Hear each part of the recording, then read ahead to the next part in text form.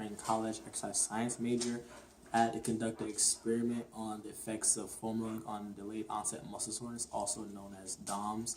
My partners were DJ Campbell and Aaron Mann.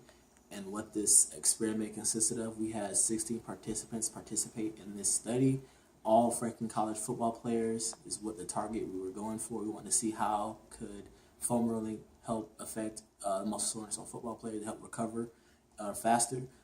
The way the experiment was ran, we had the participants split into two groups. We had a controller and an experimental group. This was randomized, and what this consisted of, the control group did not receive foam rolling. They received a static stretch, which they did on their own for 2 sets for 30 seconds. And the foam rolling experimental group received a foam roller intervention for 2 sets of 30 seconds on both the quad and hamstring. Also, so did the control group. They had to stretch both their quad and hamstrings.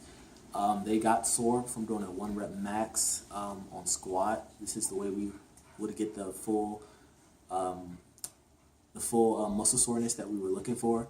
And how we determined the data after getting the data from both the control and experiments, we ran a repeated measures test on SPS, which gave us the statistical analysis that we needed. Once that came back, we were able to see that there really wasn't no really big significant difference, but there was significant difference that was found. And we saw also that that static stretching and foam rolling also both help athletes recover faster from soreness. So there was a significant difference, but not too big of a difference. And the questions that we received, I'll attempt to answer those. So the first question consisted of, did you dictate different target muscles in groups rolling and stretching athletes, and how do you think that would affect the results? We did take in consideration that there were different athletes that did perform, also like AKA linebackers versus skill. We didn't necessarily take the precaution of target muscles. We didn't think about it that far.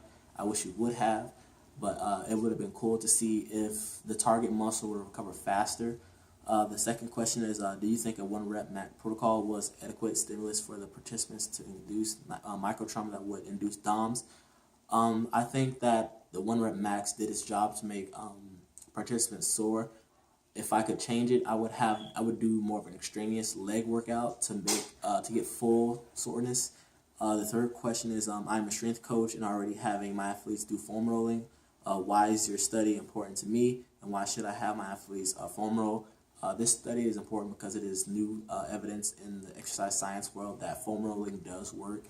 And I would say that this study is important to you, that you should keep your athletes foam rolling, because the stats show that if not even foam rolling, have them do some type of static stretching, because foam rolling and static stretching both showed that by doing one of the two, that athletes did recover faster. So by having your athletes foam roll or static stretch, or maybe do both, your athletes will recover a lot faster.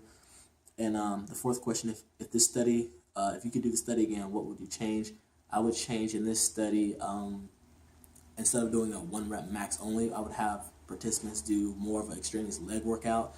This way that we reach a full maximum leg soreness, and to see if the target muscles were affected more by foam rolling and static stretching. Also, I would want to work on target muscles for different groups, like D linemen and linemen who use more of their quads.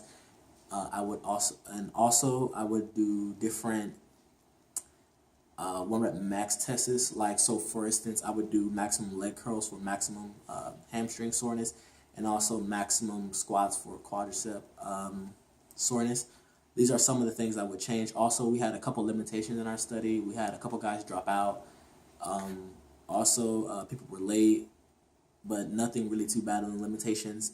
The study did show that, overall, foam rolling does play a part in people with muscle soreness, DOMS, and that it does work. And I would say that this study was successful.